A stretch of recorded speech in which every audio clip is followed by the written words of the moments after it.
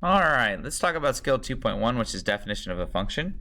So in order to figure out if a relationship between two quantities is a function, you need to look at its inputs and its outputs. So let me show you an example of a relationship that is not a function. So here you kind of see a mapping that's showing the input, which is on the left, which is in that oval labeled A, taking the number 1 and saying if I input or push 1, it will go to 2. So my input is 1, my output is 2. If I look at my input of 2, it's saying it will go to 3. So that means if I push 2, it will only go to 3, or the result will be 3. But if I push 3, if I input 3, it will go to 4 or will go to 5. And the issue with that is it's not functioning, because I can't have multiple results for the same input.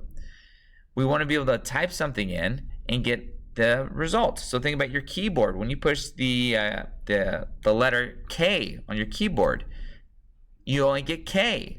It would be really frustrating if you pushed K and it would give you W. Or if you push K again, it gives you S or T or Y. We wouldn't be able to use the keyboard. It's not functioning.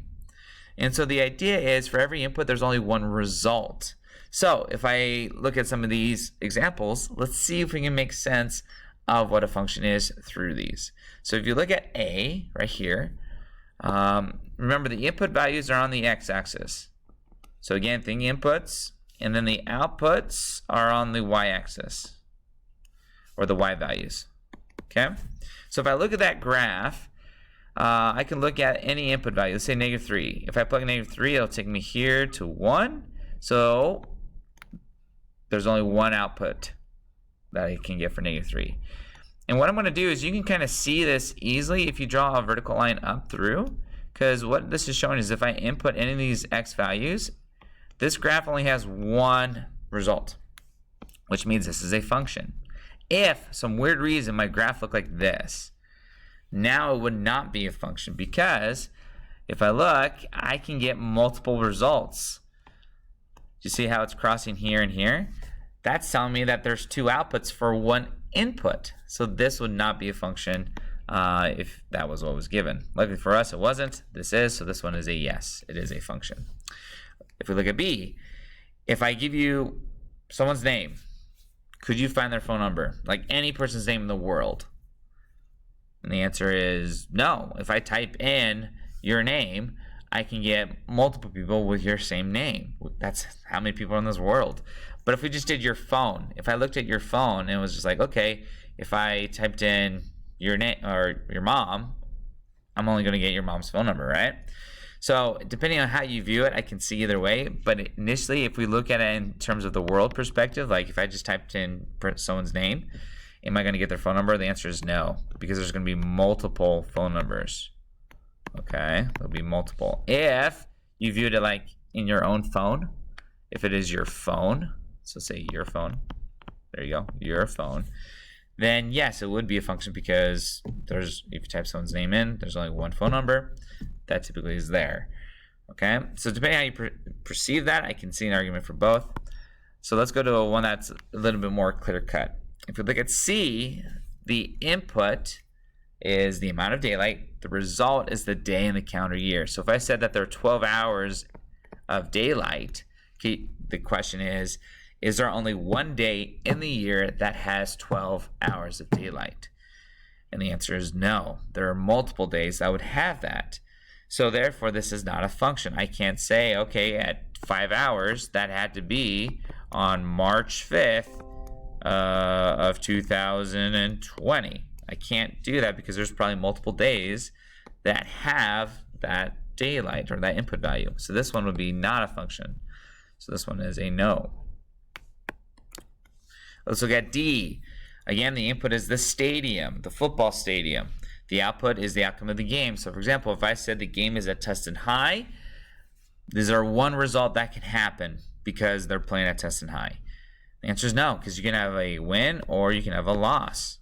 So therefore, there's not one output for the input. Okay, so in that regards, this is not a function. So this is a no. If I go down to E, let's take a look at this one. Again, we have another mapping. So if I push or input -3, it will only go to 0. If I push or input -2, it will only go to 3. If I push or input 1, it will only go to -2. If I push or input 5, it will only go to 3. So for every input you see, there's only one result. So therefore, this is a function. The answer is yes. If we look at this table again, usually the input's on the left, the output's on the right. So if I look at my inputs for x, if I input 1, it will only go to 5. If I input -4, it'll only go to -3. If I input 7, it'll only go to 6. But notice here, if I input 1 again, I'm getting a different value than what I got originally. So this one's not a function. This is not. Okay. We could also see this if it was written with with coordinates. Because, let me just kind of shorthand it. If I write it as a coordinate, you can see the input is on the left, the output is on the right. So if I input 1, same idea, I'll get 5. But if I see another one where the input gives me a different value, therefore I know it is not a function. Okay? And we'll finish this video with E. So for E, here you have a graph with points on it. We can kind of see if it is a function by looking at inputs again. So if I look at the input, draw down here, okay, I'm looking there, there's only one result, so we're good there. Input, only one result, input, only one result, and so on. So for every input value, there's only one result, so therefore this is a function. So the answer is yes. If, for example, I had a point down here, and that was all, this would not be a function. And the reason is because I can get two different outputs for the same input here. Okay? And that is Skill 2.1, definition of a function.